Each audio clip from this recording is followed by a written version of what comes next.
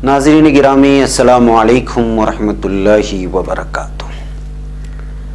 सीधी बात के morning prime time में आप लोगों का इस्तकबाल है। नाज़रीन, मैं अंसार अजीज़ नदवी आज के मॉर्निंग प्राइम टाइम में कुछ अहम तरीन ख़बरें, कुछ वीडियोस सबसे हटकर जो दिखाना चाहिए दिखाई नहीं जाती, जिस पर बहस होना चाहिए बहस होती नहीं है। कुछ ऐसी खबरें जिन खबरों पर हमारी नज़र रहना बहुत ज़रूरी है, दिखाया नहीं जा रहा है। वीडियोस में ये सारी चीज़ें आप लोगों के सामने रखता हूँ। कहीं भूख महक नामे खातून बच्चे को जन्म देती है, लेकिन 8 दिन से उसके घर में खाना नहीं होता। कश्मीर के लेबर्स हिमाचल प्रदेश में जाकर के फंस जाते हैं, लेकिन उनके पास खाने को कुछ नहीं है, न जाने के लिए रास्ता है। इसके अलावा मुख्तलिफ इलाकों से अलग अलग अपनी अपनी परेशानियां हैं, लेकिन हमारे भारत के पीएम साहब आए और लॉकडाउन की में तोसी का ऐलान किए। हकीकी मसाइल पर उसका तबसरा नहीं हुआ। ये सारी चीज़ों पर मैं रोशनी डालूंगा। उससे पहले आप लोगों से दरख्वास्त है कि जिन लोगों ने हमारे चैनल को सब्सक्राइब नहीं किया, सब्सक्राइब कर लें। हमारी इन वीडियोस को दूसरों तक पहुंचाने में हमारी मदद करें। और नए अफराद जो जुड़ रहे हैं उनसे दरख्वास्त है कि ज़्यादा से ज़्यादा तादाद में अपने दोस्तों अहबाब को ज़रूर चैनल से जोड़ें, ताकि इस्तिफ़ादा ज़्यादा हो। हकीकी ख़बरें जो है लोगों तक पहुँचे। हक़ और हक़ाइक़ दूसरों तक पहुँचाना भी एक बहुत बड़ी जिगर गुर्दे का काम है। बहरकैफ नाज़रीन, सबसे पहले मैं दिल्ली की महक की इस वीडियो को दिखाना चाहता हूँ। जो कल मैंने एक रास्ते में एक इंसान जिस तरह दूध ले रहा था और दूसरी तरफ कुत्ते उस दूध को चाट रहे थे, वो भारत की पूरी तस्वीर बयान कर रही थी।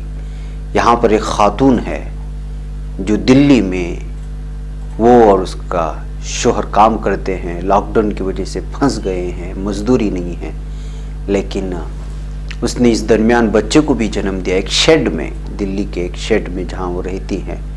और फिर 8 दिन से उसके लिए खाने के लिए कोई खाना नहीं है। आप अंदाज़ा लगा सकते हैं कि इस वक्त सिचुएशन क्या बन रही है लोगों की, बिलखुसूस मज़दूरों की, जो दीगर रियासतों से आकर के यहाँ काम कर रहे हैं और उससे लगातार रोती हुई जा रही है। एक नामा निगार से बात करते हुए हम इस वीडियो को कुछ देर के लिए सुनते हैं, फिर उसके बाद फिर कुछ और वीडियोस में सुनाता हूँ आप।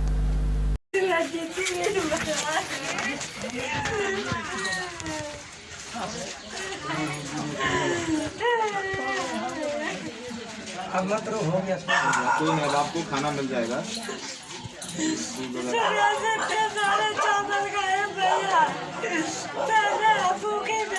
कब खाना आएगा, कब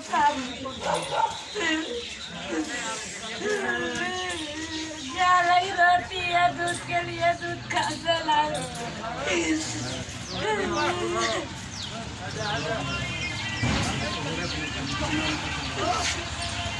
रो नहीं बाबू, रो नहीं, रोइए नहीं।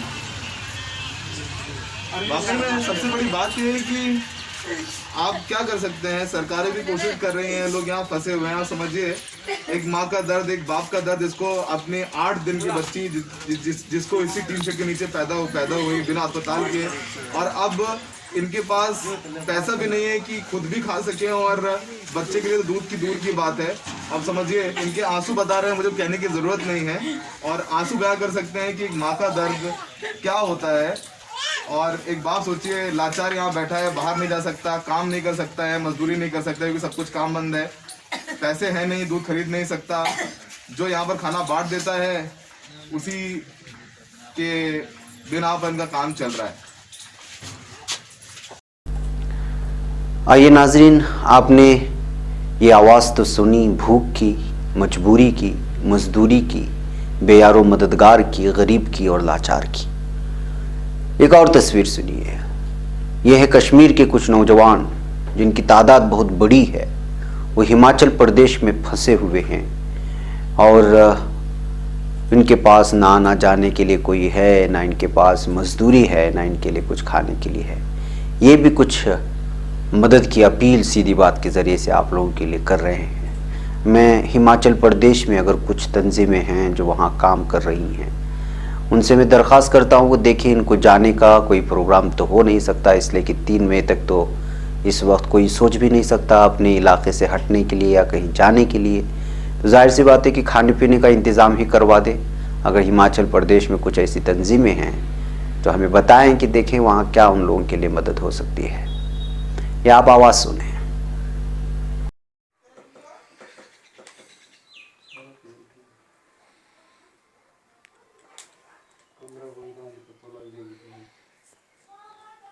जी, हम जम्मू कश्मीर डिस्ट्रिक्ट पुंछ के रहने वाले हैं। इस वक्त हम हिमाचल प्रदेश के अंदर हैं, डिस्ट्रिक्ट हमीरपुर के अंदर। तो जनाब, हम यहाँ पे तकरीबन 22-23 दिन से यहाँ पे एक कमरे के अंदर हैं, जहाँ हमें 21 दिन के अंदर तो थोड़ा बहुत राशन मिला, उतना ज़्यादा नहीं मिला। तो हम यहाँ भूख से भी लड़ाई कर रहे हैं और घर की परेशानी जो हमें अलग है, बुज़ुर्गों की परेशानी अलग है, उनको दवाई वगैरह भी। अब हमारा टाइम तो चला गया जाने का। हमने जब घर जाना था तो हमारी जम्मू कश्मीर सरकार से, गवर्नर साहब से ये गुजारिश है कि हमें कुछ न कुछ करके यहाँ से निकाला जाए, ताकि हम अपने घरों को सेफ पहुँच सकें। हमें क्वारंटीन सेंटर में पहुँच रख के चेकअप करें।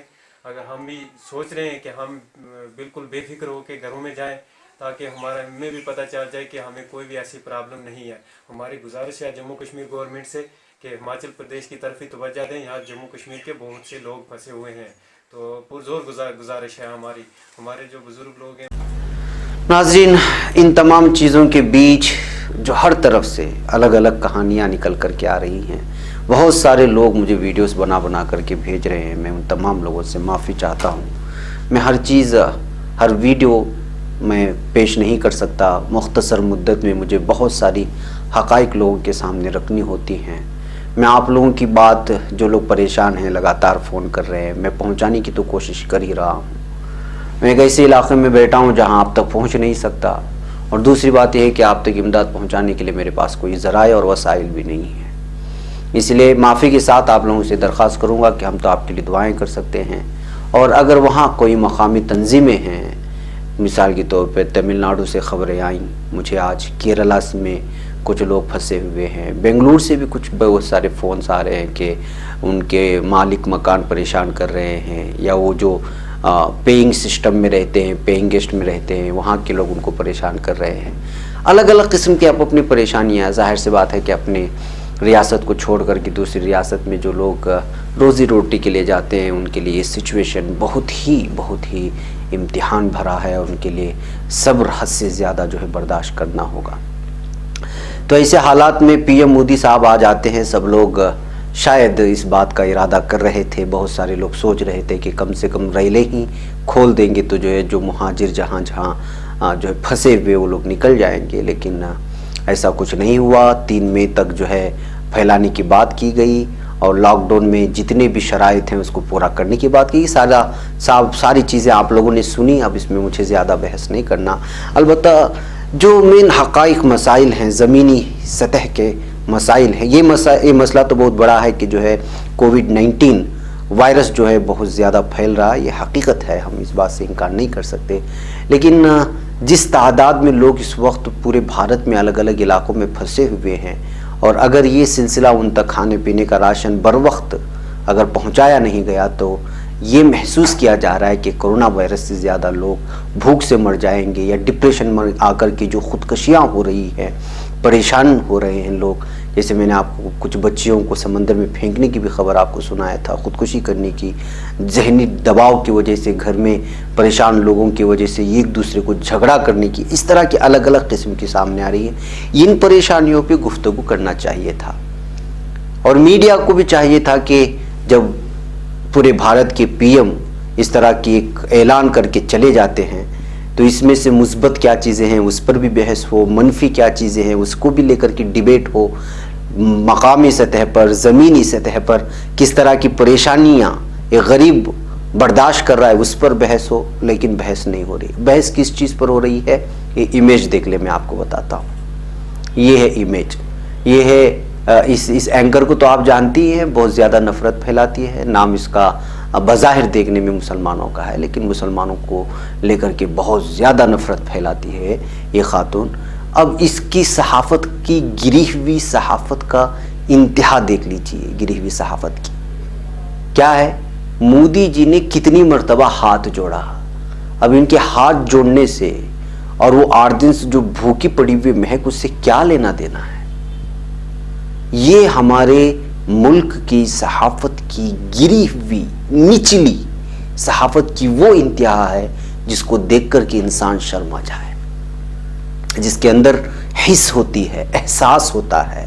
वो आदमी, वो सहाफ़ी जिसको एक जिम्मेदारी दी गई है कि भाई आपको लोगों के मसाइल पर बात करना है, वो हुकूमत की दलाली करते हुए पीएम मोदी जी कितनी मर्तबा हाथ जोड़ा, उन्होंने कौन सा स्कार्फ पहना, वो घर में बना हुआ था या बाहर बना हुआ था, किस कंपनी का बना हुआ है, वो किस स्टाइल में खड़े हुए हैं, वो किस अंदाज में बात कर रहे हैं, इस पर बहस हो रही है।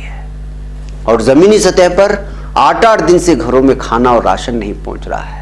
लाखों करोड़ों खरबों रुपए इस वक्त जो है लोगों की मदद के लिए इनके अकाउंट में आ चुका है। वो पैसा कहाँ जा रहा है, किन के लिए जा रहा है, कौन से लेबर्स के लिए जा रहा है, किन मजदूरों के लिए जा रहा है, अलग अलग स्कीमें तो बताई जा रही हैं, लेकिन लोगों की लगातार फोन आ रहे हैं। परेशान होने की कितने वीडियोस वायरल हो रहे हैं सोशल मीडिया में।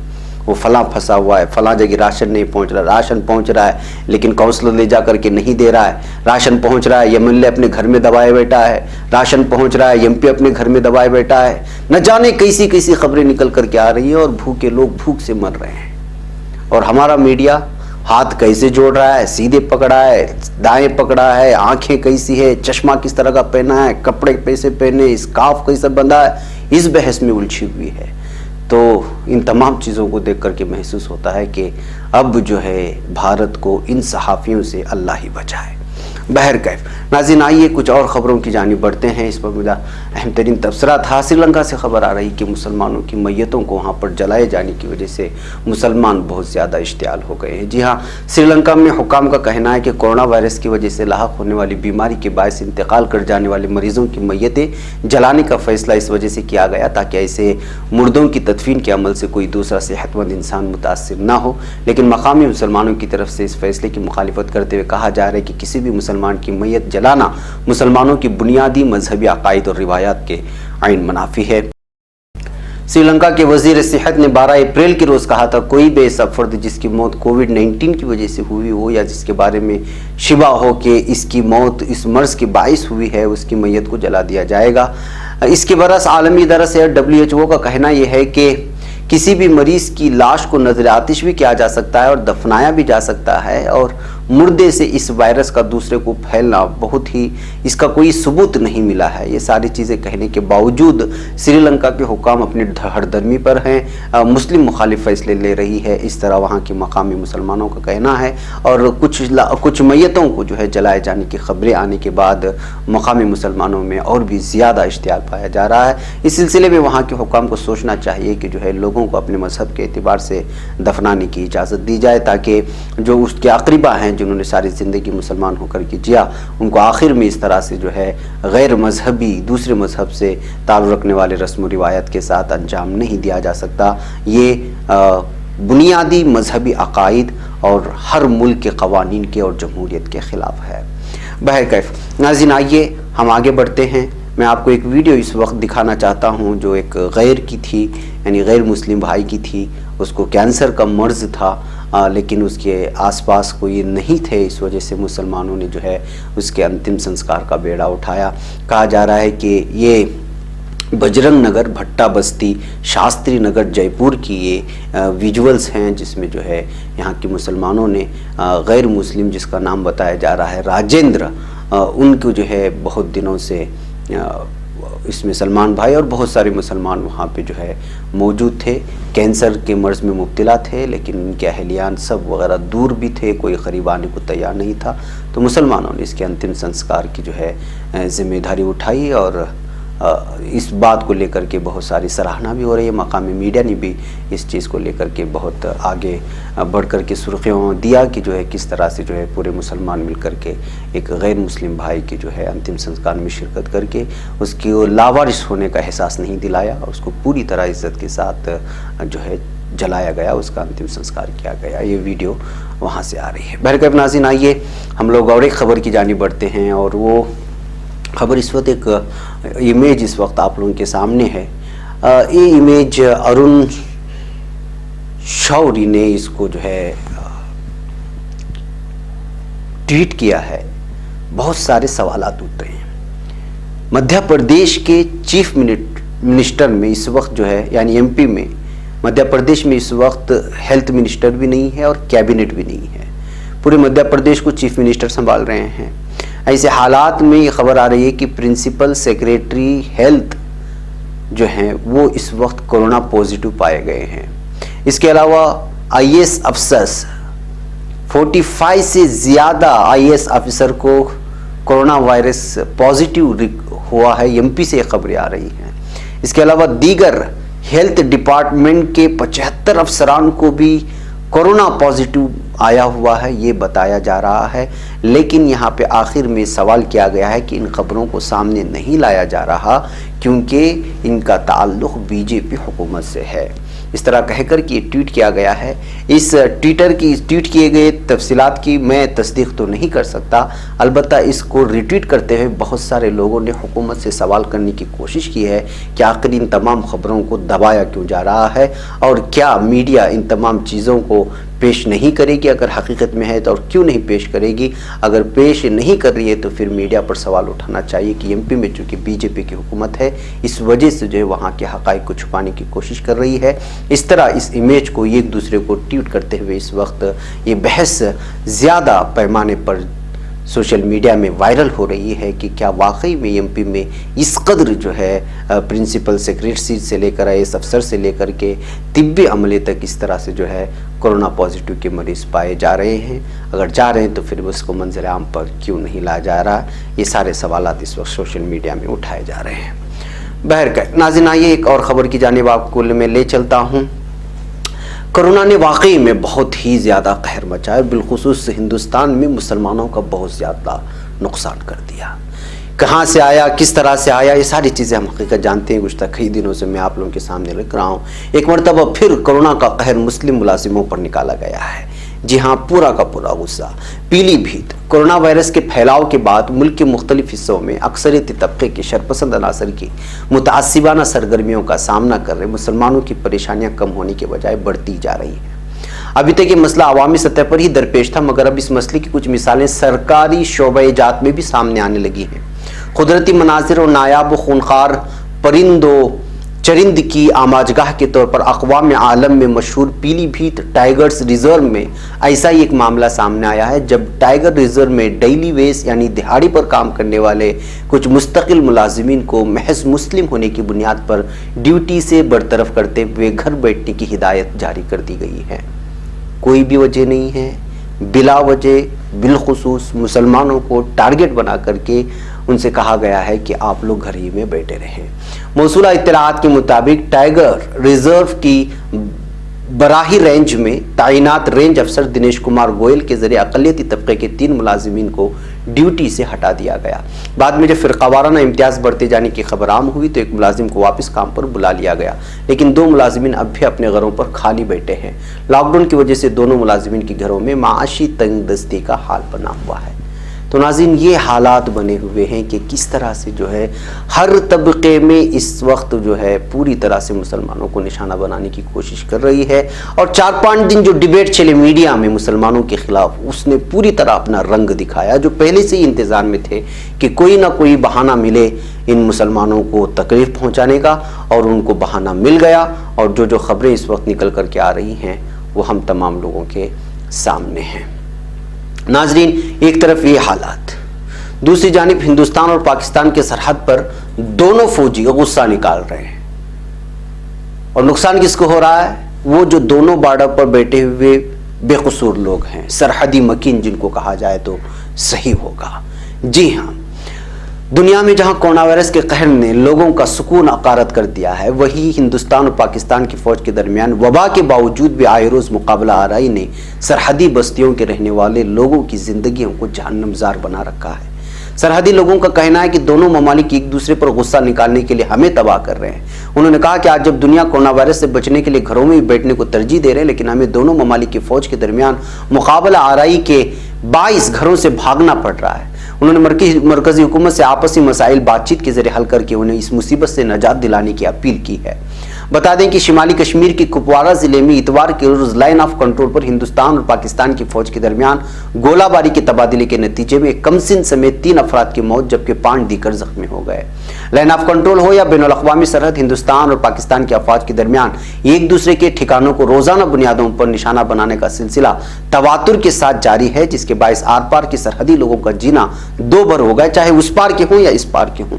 सरहदी लोगों का मुतालबा है कि दोनों ममालिक आपस में मिल बैठ करके मसाइल हल करके सरहद पर रोज की मुकाबला आने का सिलसिला बंद करे, ताकि जो बेकसूर लोग हैं, गरीब लोग हैं, सरहद पर वासी हैं, वो सुख चैन से जिंदगी गुजार सकें। इस तरह जो है कुपवारा के चौकी बिल इलाके के लोग जो है परेशान हो गए हैं, जहां इतवार के रोज गोले पड़ने से 2 अफराद की मौत हो गई। इससे ताल्लुक़ रखने वाले वार्ड मेंबर फिरदौस अहमद ने मीडिया के साथ बात करते हुए कहा कि दोनों ममालिक के दरमियान रोज की नोक-झोंक से हमारा काफ़ी नुकसान हो रहा है। कई लोग हर दिन मर रहे हैं, नुकसान हो रहा है, जानें तलफ हो रही हैं, घर तबाह हो बर्बाद हो रहे हैं। एक किस्म का दहशत का माहौल बना रहता है, पता नहीं किसकी गोली कब आकर के लग जाए और पूरे घर को जो है नेस्तो नाबूद कर दे। तो जाहिर सी बात है कि ऐसे हालात में जब कोरोना की वबा पूरे आलम को लपेट में लिए हुए है, ऐसे हालत में दोनों मुल्कों के फौजियों को भी और हुकूमतों को भी ये संजीदगी से लेना होगा कि आखिर हो क्या रहा है सरहदों पर।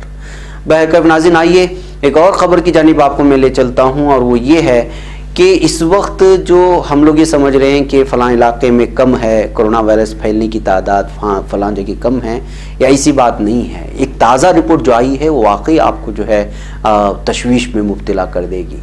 उम्मीद से दुगनी है कोरोना फैलने की रफ्तार। एक मरीज बना रहा है इम्कान से ज़्यादा लंबी जंजीर, यानी एक मरीज कम से कम 6 से 7 अफराद को मुतासिर कर सकता है।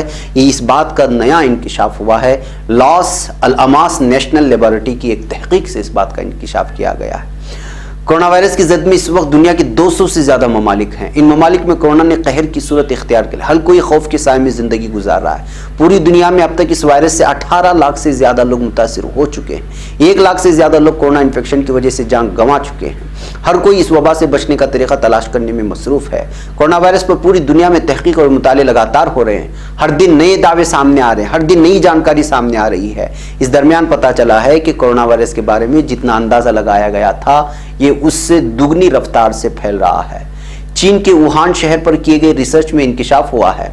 पहले जानकारी मिली थी कि कोरोना वायरस का इन्फेक्शन एक मरीज तकरीबन 2.2 से 2.7 लोगों को पहुंचा सकता है, यानी 2 से 3 लोगों को। लेकिन अब ये नई जानकारी मिली है कि कोरोना वायरस एक मुतासिर मरीज 5.7 लोगों को बीमार कर सकता है, यानी 6 लोगों को मुतासिर कर सकता है। ये ताज़ा रिपोर्ट वुहान से निकल करके आई है। काबिल जिक्र है कि तहकीक न्यू मैक्सिको की लॉस अल-अमास नेशनल लेबोरेटरीज ने की। इस तजुर्बागाह के साइंसदानों ने वुहान में हुई इन्फेक्शन के पैटर्न का सर्वे किया। इसमें बताया गया है कि इस शहर से निकले वायरस ने औसत तौर पर एक आदमी से तकरीबन 6 लोगों को बीमार किया है। अफसोसनाक बात यह है कि 5 महीने इस बीमारी को सामने आए हुए हो चुके हैं, लेकिन अभी तक इसकी रोकथाम का कोई तरीका अभी तक सामने नहीं आया है। कोई भी मुल्क अब तक इस सिलसिले में कोई वैक्सीन नहीं बना पाई है। बहरकैफ नाज़रीन, एक और ख़बर की जानिब आपको ले चलता हूँ। फेक न्यूज़ की वजह से जो तबाही, जो बर्बादी हुई, जो हो रही है, ये सारी चीज़ें हम लोगों के सामने हैं। इसी के चलते तबलीगी जमात इशू पर सुप्रीम कोर्ट का प्रेस काउंसिल को फरीक बनाए जाने की जो है बात कही गई है। जब कल सुनवाई हुई सुप्रीम कोर्ट में जमीयत उलमा की जानिब से जो वहाँ पे अर्जी पेश की गई थी, उसकी सुनवाई के दौरान जहाँ फेक न्यूज़ और मजहबी मुनाफरत पैदा करने वाले संगीन इशू पर जमीयत उलमा हिंद के जरिए सुप्रीम कोर्ट में दाखिल अर्जी पर कल समाअत करते हुए chief justice of India S A Bobde की बेंच ने अपना तबसरा करते हुए वाज़ेह लफ्ज़ों में कहा कि इस संगीन इशू पर प्रेस काउंसिल को भी एक फरीक बनाया जाना चाहिए। जमीयत उलमा हिंद के सदर मौलाना अरशद मदनी ने अदालत के फैसले की तारीफ की और कहा कि फेक न्यूज़ और किसी वाक़े को लेकर मजहबी मुनाफरत फैलाना आज एक संगीन और फिक्रंगेज मौजू बन चुका है। पहले मीडिया इत्तलात मुहैया कराने का मरकज़ हुआ करती थी, लेकिन अब कुछ मीडिया इदारों के जरिए फेक न्यूज़ का जाल तैयार किया जा रहा है जो इंतहाई मायूस कुन है। और अदालत उज़्मा ने आज इस हालत को महसूस करते हुए जिस तरह से न सिर्फ ऐसे मीडिया इदारों पर बल्कि प्रेस काउंसिल को भी फरीक बनाने की बात कही है, वो कहीं ना कहीं इस इशू पर अदालत की संजीदगी को जाहिर करता है। आज की कानूनी पेशरफ्त पर जमीयतुल उलमा हिंद के सदर मौलाना सैयद अरशद मोइन ने कहा कि मुतासिब मीडिया पर लगाम कसने की हमारी कानूनी जद्दोजहद मुस्बत नतीजा आने तक जारी रहेगी। बहरकैफ नाज़रीन, ये कुछ खबरें थी और कुछ तफसीलात थी जो आप लोगों के सामने रखनी हैं। कुछ और भी वीडियोस रह गई हैं, मैं इंशाल्लाह इवनिंग प्राइम टाइम में तफसीलात के साथ आप लोगों के सामने रखने की कोशिश करूँगा। तब तक के लिए मुझे इजाज़त दें। अस्सलामु अलैकुम वरहमतुल्लाहि वबरकातुहू।